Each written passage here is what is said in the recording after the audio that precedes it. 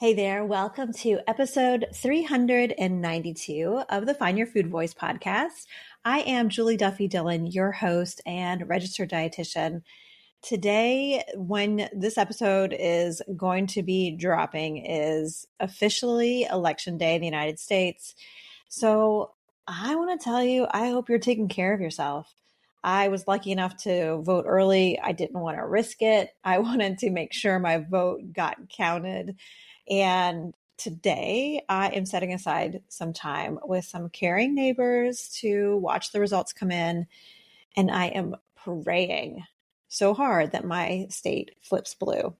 So we will see. I know it's going to take some time before we even know, but just want to send lots of support and caring vibes your way. So this episode is one where I want to start off by asking you to picture someone with diabetes. What do they look like? What assumptions do you make? You've been misled about what actually causes diabetes, and that has led so many people to feel afraid. And when we make behavior changes based on fear, they aren't sustainable.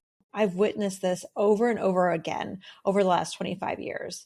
So I hope today's episode, which features a letter from someone who has feared getting diabetes and changed their eating because of it. This person happens to be a dietitian who has repaired her complicated history with food and was willing to write her own letter to food about her fear of diabetes. This dietitian's name is Gina Forster, and she's been a dietitian for over 20 years and has experience as a supermarket dietitian, a university dietitian, and now is following her passion as an intuitive eating counselor. She helps people improve their relationship with food and their body without a focus on weight. When not working with clients, Gina hosts the podcast Nutrition Unmeasured, and I'm super grateful that I was able to be a guest on her podcast discussing particular diets and PCOS. So definitely check that out if that's something that sounds interesting to you. But something I want to say about this podcast in particular is, as I was listening to Gina record her letter to food and like reading through it, I just really appreciate that experience of writing a specific letter to food about your struggles with eating and body image. I just think there's so much healing and transformation that can come, and being able to write this down. For many people, this is something that they'll just keep to themselves, but so many of you have submitted letters over the last, it's been almost 9 years of this podcast. Every chapter of the Find Your Food Voice book includes a letter to food and a way for you to do your own exercise to help you digest the information that I share in that chapter. As you'll hear in this episode, Gina then talks about her letter and what she went through writing it and how she would like to move forward. And hearing her experiences going through her letter, reading it out loud, and then discussing it with me, I want to invite you to do the same. If you're interested in writing your own letter and then also joining me on the show, let me know. You can send us an email at info@juliedillonrd.com. You can also submit it on our website at julieduffydillon.com. So with that all being said, I want to mention one more thing that's kind of like a housekeeping, and it has to do with the ads on the Find Your Food Voice podcast. I have gotten emails from 2 people, and I am so grateful for this information, because the way that I'm able to support the podcast financially with all the software and editing and just the folks that help to make it happen is through these ads. And so I can't remove them or I won't be able to have the show anymore. And the ads are tailored to you. And so the ads that I hear when I listen to my own show, yes, I do listen to my own show. I need to, right? So when I listen to my show and other people's shows, the ads are targeted to me.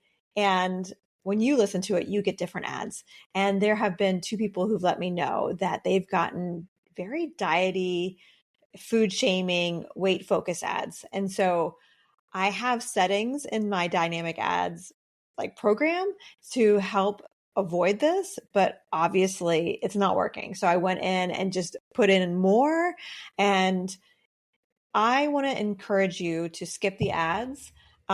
as much as you need in order to consume this content. But if you would rather not have any ads, there's a couple different avenues. There is a tip jar that if enough people contribute, I don't have to do ads anymore. And that's in the show notes. But you could also watch the podcast without these ads on my YouTube channel, because everything I'm recording here now, if you're listening as a podcast, I go ahead and just throw it on YouTube as well. So you can actually just watch it. And there are no ads that are being put in dynamically. Of course, YouTube can have their own ads. I can't control that, but there won't be ones inserted by the same company that hosts my podcast feed. So with that being said, we are going to have a quick sponsor break. And after that sponsor break, and again, proceed with caution, you will hear Gina as she shares her letter to food. I never knew you could treat depression symptoms from your phone, but with this prescription app called Rejoin, it's possible. It's for adults age 22 and up with major depressive disorder who want to add to their antidepressant medication. And get this, it's the first and only prescription app authorized by the FDA to treat depression symptoms. Rejoin does not replace your current medication. Be sure to use as directed by your healthcare provider. And if your depression symptoms worsen, seek help immediately. Get started today by talking to your healthcare provider or visiting meetrejoin.com. That's meet, REJOYN.com. O'Reilly. You've got questions? O'Reilly Auto Parts has answers. Need a pro you can trust? We've got that too. No matter what you need, our professional parts people have the training and expertise to help you do things right. Deep automotive knowledge, just one part that makes O'Reilly stand apart. The professional parts people.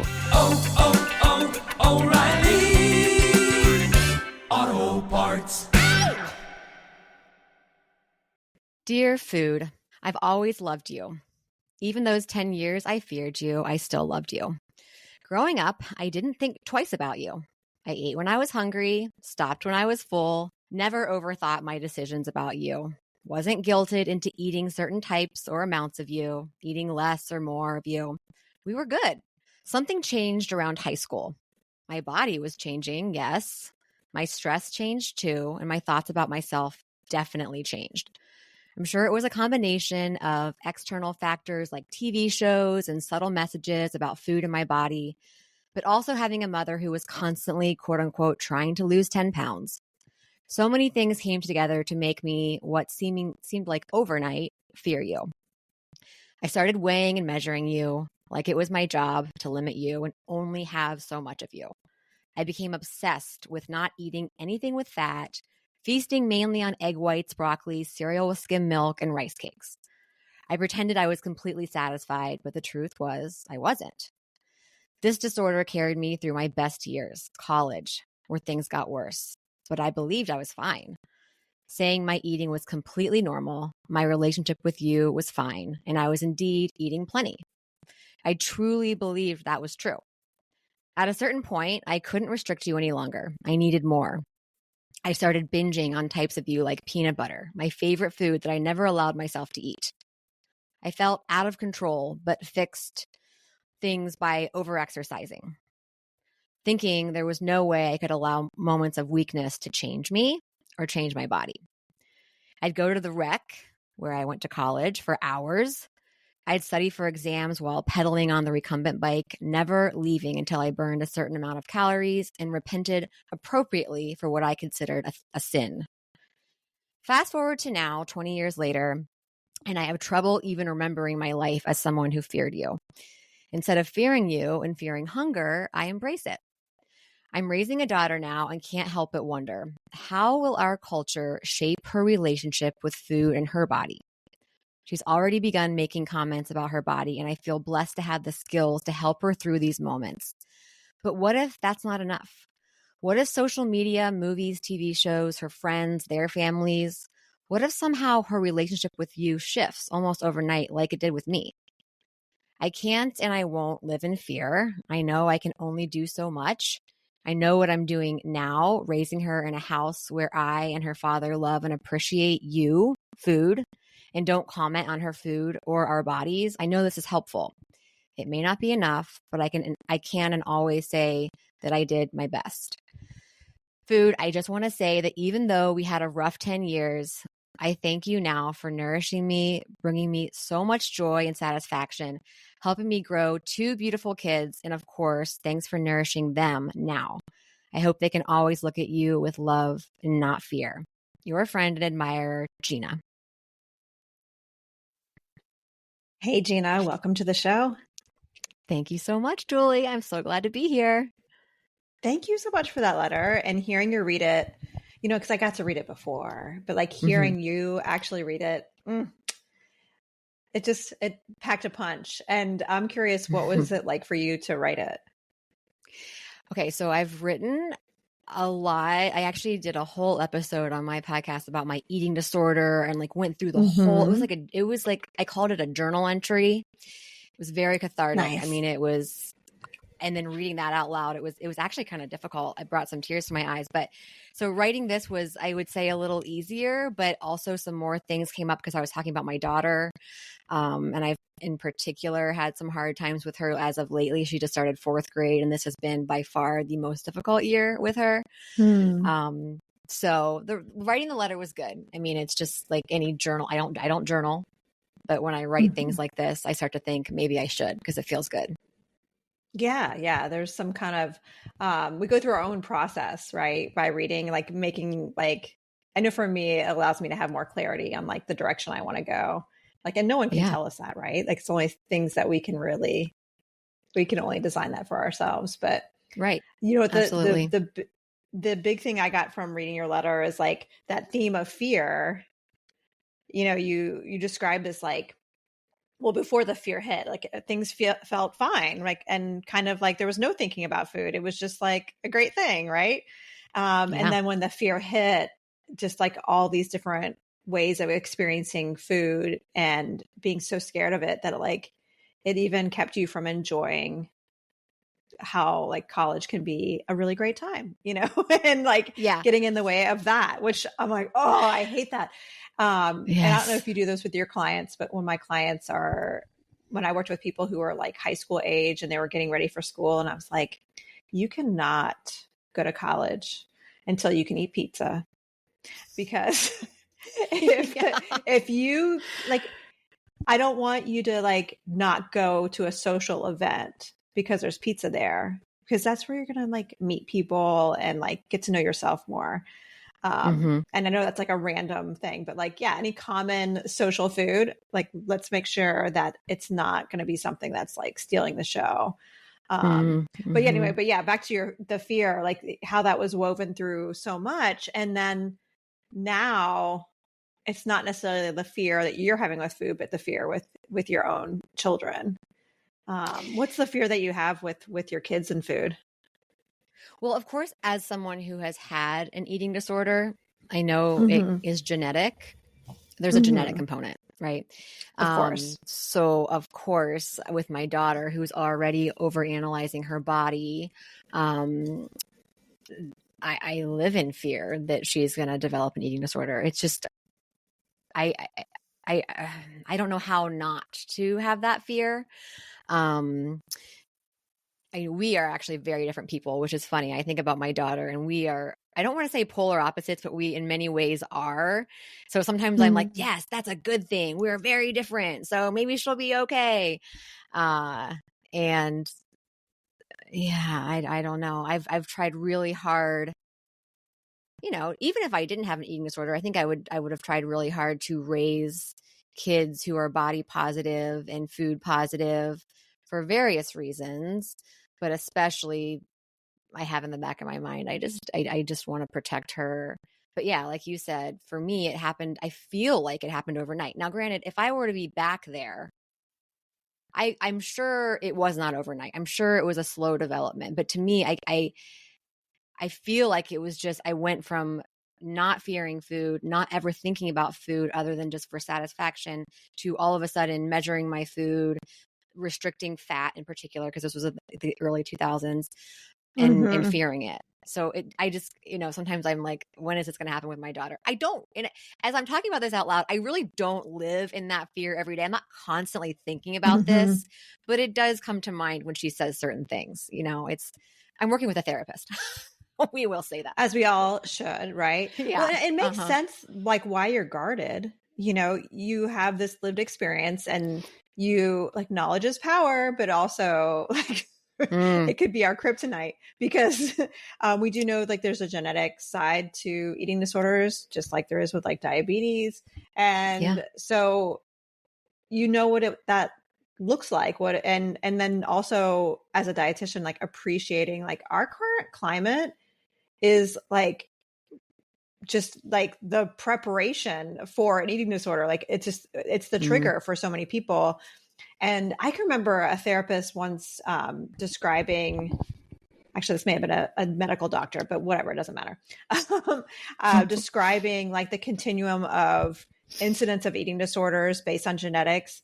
And they were like, yeah, for some people, their genetic predisposition is just so high that no matter what a caregiver does, they're probably going to have an eating disorder. And then, but that's not the most common, but there's some that's just going to happen. Like, we can only prepare so much because this world is shit, especially as to how it relates to food. Yeah. And so, but then for so many others, we can just lay a foundation. And I say that as, like, kind of mom to mom. Like, that's what I know, that whenever I have feared, whenever I hear my kids parroting, especially when they were younger, like under 10, and parroting what they heard other people at school or teachers saying about food, I would try to remind myself, like, okay, I'm hoping I laid a foundation where it's going to be preventative, but I guess we're only humans doing the best we can, right? Right. And that's the thing. We can't protect, like, I'll do any, I mean, I'm not perfect. I'm sure I've said things that I should not have said in front of my kids, or, force them to eat certain foods. I mean, of course, we are human. Right. But I'm trying to lay that foundation, like you said, a foundation that I don't think I could have had. It was so close to, I actually had a really good relationship with food, but I was, tainted by my mom's relationship with her body, which I guess also her relationship with food, which looking back now, I mean, they definitely were intertwined. But we can't protect our kids from what they hear from other people. I've had a couple instances, both with family members, of things like I won't even say who it was. I was going to say, but I'm not. But this one person said that the reason why she doesn't eat sugar, when my daughter asked her this, is because it makes you fat. And I was in the room, and Julie, I mean, it actually almost brings tears to my eyes, because it is just one comment like that can get stuck in a child's mind forever. Like, I don't know that she'll ever forget that. And then this was recently, so I would go into what I did. I handled the situation.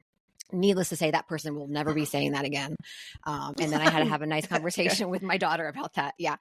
But then I recently had another situation where someone commented on my daughter's belly, which is so inappropriate. Boundary cross for sure. Right. And she didn't even recognize, I think, that what the person had said. And then, like, later she said to me, and I was like, oh, like, I thought that she just didn't even, it just kind of, like, went over her head. But then she brought it up to me later, and I'm like, gosh, she did. Because she's like, Mom, what did he mean by, and why do people do this? It's just, I can't, that's where I get, like, again, I know I don't have total control.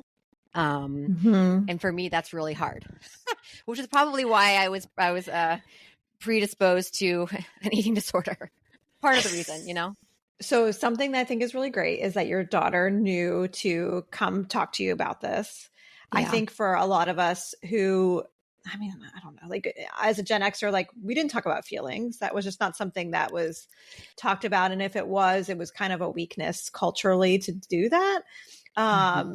No one talked about going to therapy, things like that. And so now hearing, your daughter, like, went to you to ask, like, that shows me there's, like, open communication, there's discussions about bodies. And I don't know what you think about this, but I put so much of my, like, okay, this has to be the foundation, and it has to be enough, because I can't live in fear, like you said in your letter. Like, you just can't keep doing that. but like teaching my kids two things, like how to not diet, and then how size diversity is this beautiful, wonderful, natural thing. And like that comment about sugar makes us fat, like how that is like a double whammy, because it's teaching your child, which I have no idea your daughter's body size, but it's teaching your child that like certain bodies are more valuable, and that we should cut out pleasurable things to make sure we don't get to that point, and then also that this food has it can by manipulating this food, by denying yourself it, you will stay valuable. Like, oh yeah.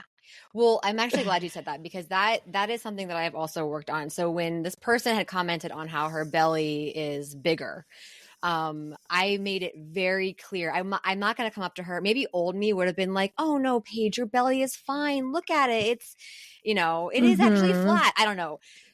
But instead, I recognized that I don't want her to think that what that person said was bad and that having a bigger belly is bad. What I want her to see in that comment is the harm in just commenting on someone's body, period. Yeah, it's not appropriate for someone to be talking about your body. Yeah. Yeah. It's just not, it's not an interesting topic or even necessary to bring up, like it's just not. Yeah. So yes, I did not. And just like, if anyone ever, no one's ever done this, but if anyone ever said, you're fat, I would not approach it like, no, you're not fat. And maybe in the past I would have, but I see the harm in that now. Yeah, exactly. Same that here. Is just demonizing fatness. And we don't want to send that message. So yeah, I totally agree with you, Julie.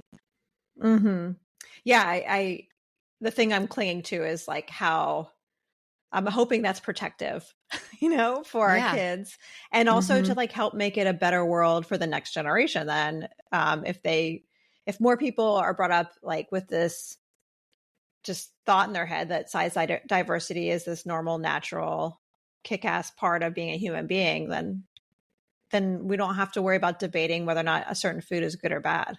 Like maybe a food, if you have some genetic predisposition, maybe that food can do different things to your cholesterol panel or something like that, or something, but not that that's a good or bad. It's just an is, Yes, it just is. Yeah.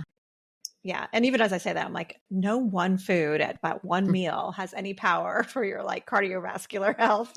But, something we talked about, but while we were chatting before, because, we do that in podcasting, listener, we like to chat before, is the experience you had with gestational diabetes.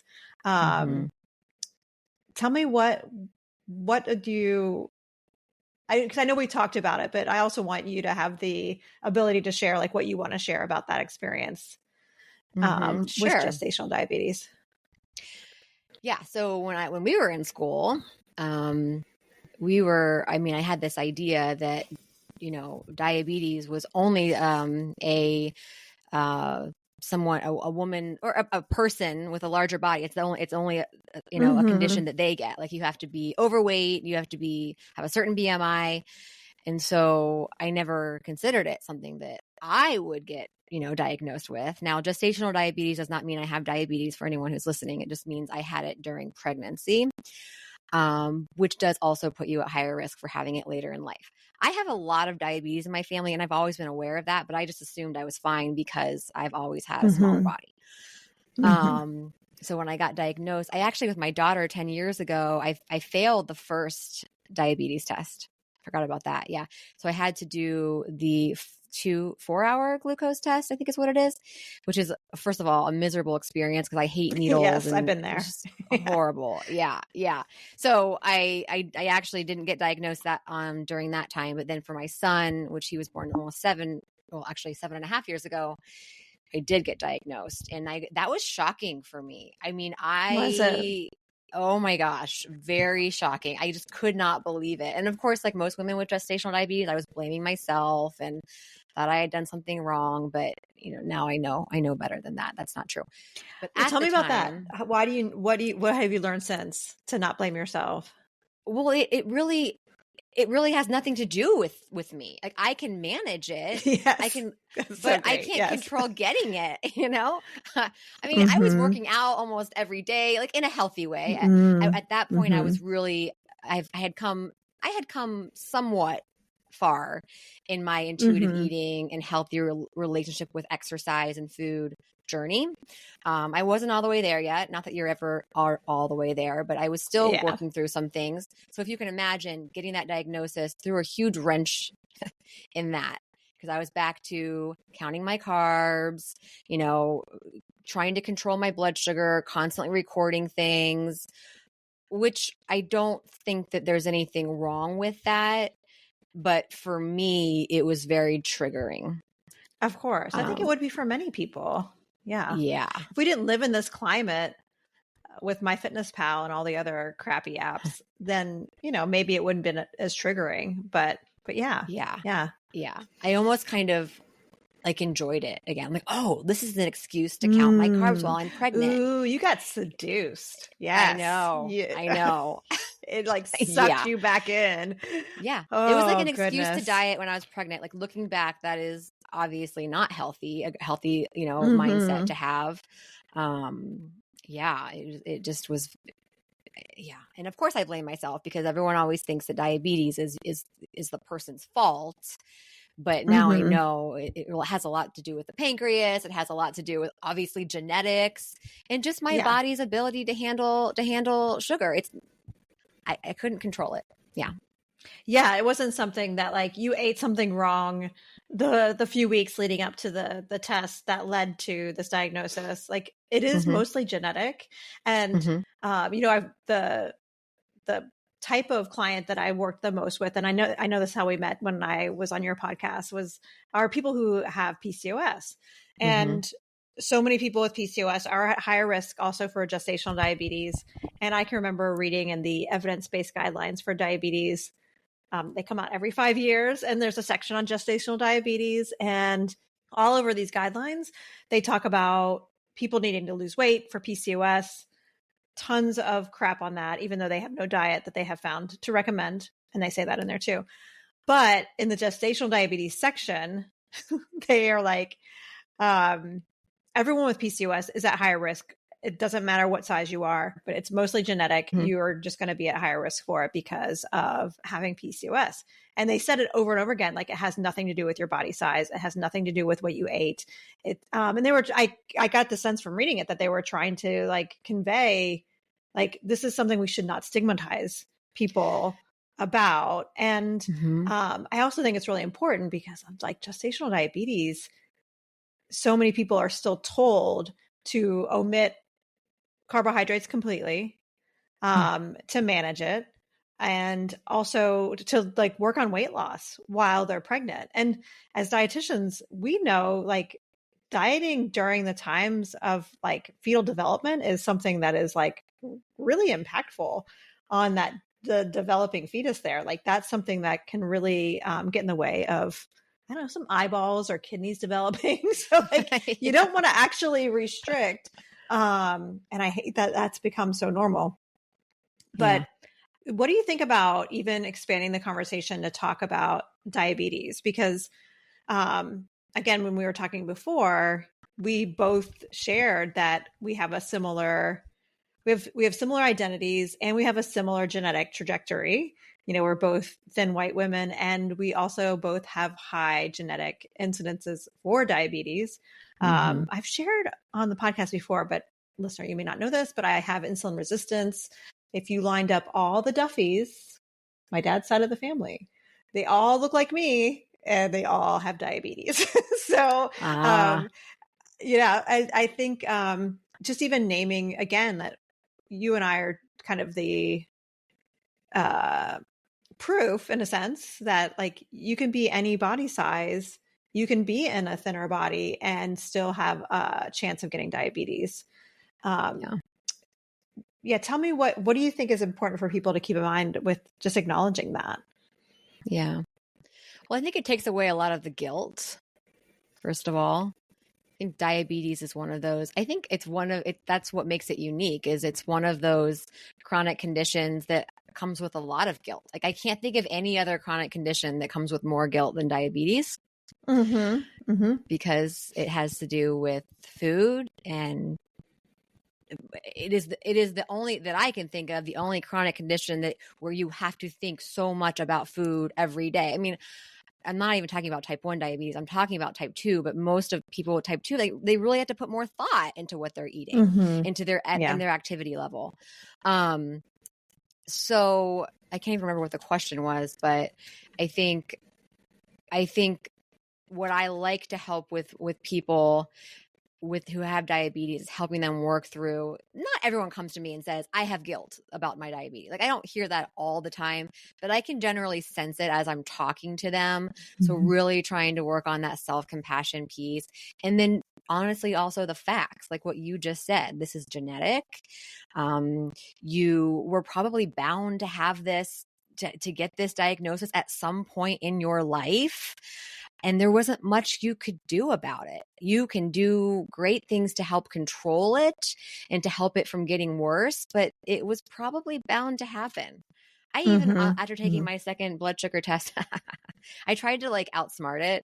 So when I was pregnant with my son, So during I think they take your blood 3 times, I want to say. In between each one, I went around and walked around the clinic, like power walked. To try to theoretically lower my blood sugar, which should work. But there's a couple reasons that's not a good idea. One, that does kind of like mess up the test a little bit. Not smart. Yeah, I do you not want to recommend catch doing it. that. You want to, if And your blood sugar is high, you want to catch it. You need to know. Yes, that's the other thing. Like if it had worked, which it didn't, but if it had, and I didn't know I had gestational diabetes, who knows? I mean, I wouldn't have been taking my blood sugar regularly. And then I don't know what would have happened to my son. Yeah. Would he have been really large? There could have been other issues. I don't know. But yeah, I think the guilt is the biggest thing that comes to mind with gestational and regular, just the chronic condition, type 2 diabetes. Yeah. It's definitely one of those conditions when people get diagnosed with, or the threat of the diagnosis will be kind of the seduction into dieting again. If people have been trying to repair that part of their history with food. Yeah, there's 3 conditions that I think that have the most kind of oomph when it comes to like getting people back to dieting. And of course, diabetes, or the threat of it, is one, PCOS, and fatty liver disease. And of course, there are people who have all 3, right? Yeah. And they've experienced it each time. And it's really hard, because one of the things with dieting that I don't want to say I give it credit for, but like part of what dieting does is in the short term, it's going to change some of those numbers. You know, it's going to lower blood sugar or lower insulin or help the fatty liver, but that's just the short term. The long term, what we know is that dieting makes all these things worse. So and gets in the way of you actually living a life where you're not scared all the time, which I also think is a part of health, right? Well, right. And think about another indicator of, or I guess I should say another, I can't even think of words right now, but something else that can cause high blood sugar is anxiety and stress. Yes. And when you're constantly guilt, it can increase anxiety and stress. So all of that comes together, and that's not helping your blood sugar. Right. So, yeah. Dieting. Exactly. Yeah. And I think the big thing that I'm getting from all of this is that we can live our life in fear of a chronic disease, but it probably won't change the outcome anyway. And so like, why don't we like teach people how to like be in the moment and allow food to be an asset instead of this like thing to be scared of, and appreciate what we have control over and what we don't, and have compassion when we aren't going in the direction that we were hoping we would go, you know? Yeah. Oh, I like that. That was good. Well, with the last few minutes left, what I'm thinking about is, maybe someone who is listening and has a family history of diabetes, and they're hearing what we're saying, and they have kids they take care of, maybe their own or kids in their life that will have the same genetic susceptibility. What do you hope that they get from this conversation? That's a really good question. I'm currently thinking about my own kids because this actually this concern goes through my head often, because as a dietitian who is more on the like food freedom and non-restriction side of things, my kids, sometimes I look at what they're eating and it's hard for me to not jump in and be like, no, don't eat that. No, that's bad for you. I mean, I would never say that. But like, for example, my son this morning had a Pop-Tart and a chocolate chip waffle with syrup. Okay. Yeah, not the most balanced breakfast. And I do think about this, like, is this setting him up for failure down the road? But I think the moral of the story is it comes back to control what you can control. My husband has taken over breakfast. I am not going to be a nag about breakfast. I will let him. No. You know, I put my little, you know, suggestions in there. Oftentimes he listens.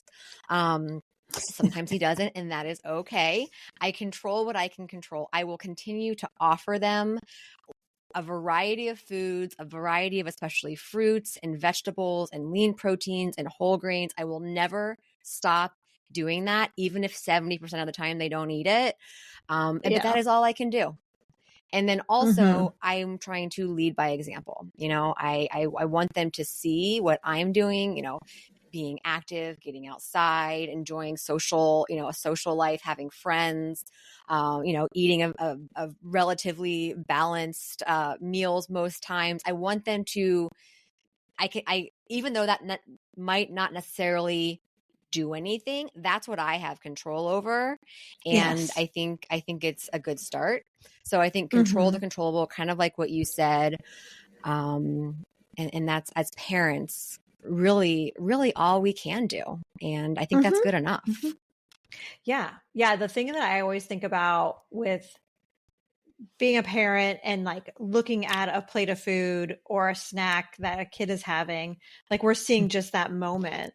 And I think it can be really easy, especially if you aren't a dietitian or don't work in the space of like intuitive eating or anti-diet work, to be really like, oh shit, like my kid just had sugar at breakfast. I don't know, something like that.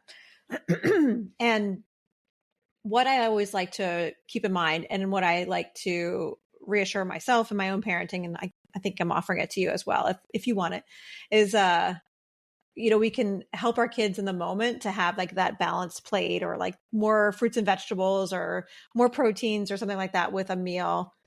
Like we can do that for right now, but is that going to help in the long term? And I know you and I both see like, oh yeah, our clients that we're working with who had parents who controlled everything that they were eating, we probably wouldn't describe their eating now as adults as healthy.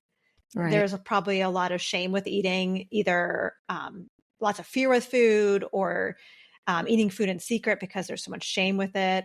And so I think the thing to kind of weigh is like, do I want my kid to have this like picture of healthy eating, however I would describe it now, or do I want them to have that as a grown up?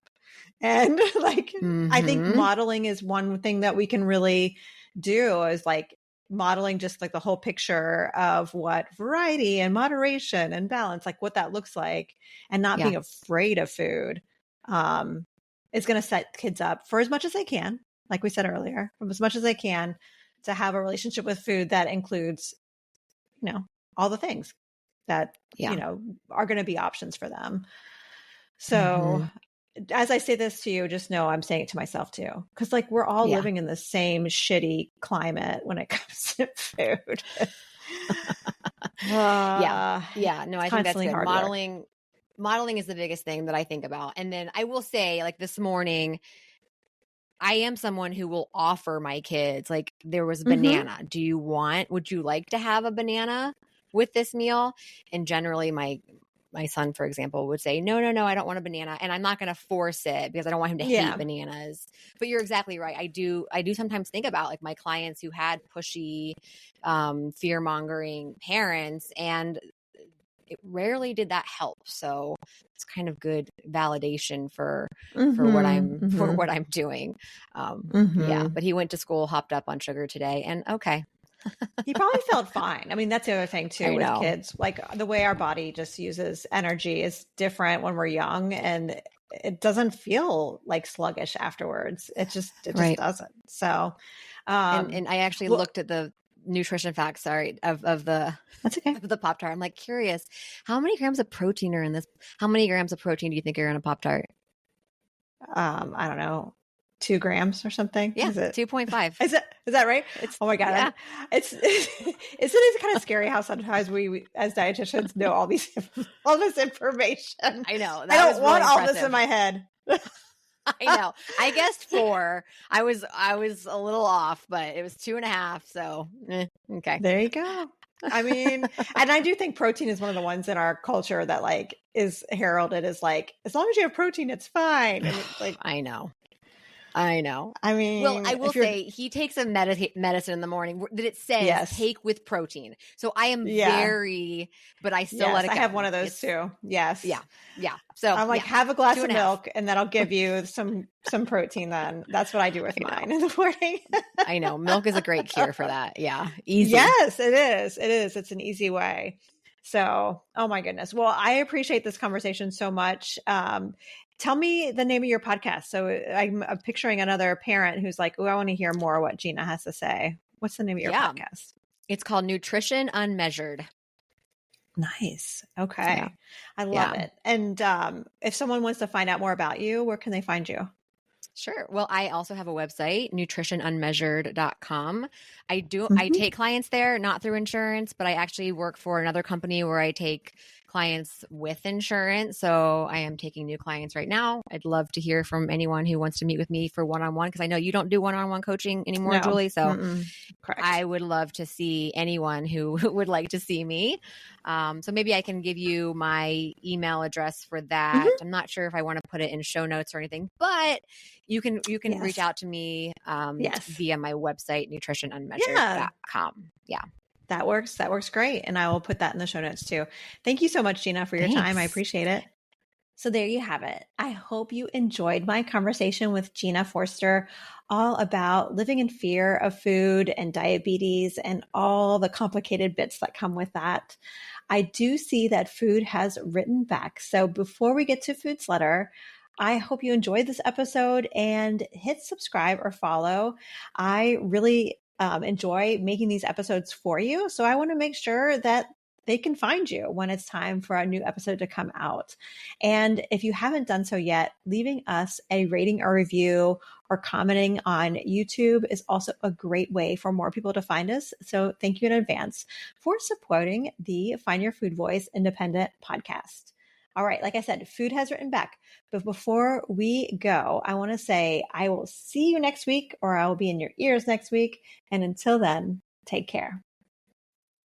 Dear Gina, thank you for fighting to help people understand how diabetes isn't their fault. Getting diabetes is still mostly genetic, and any person of any size can experience it. Teaching your children and reminding yourself that having a kind, compassionate relationship with food, along with teaching body diversity, helps lower blood sugar and increase safety for everyone. We are grateful you no longer fear us, and instead work on what really needs to be fixed, our dieting world. Keep going. It is making a difference. Love, Food.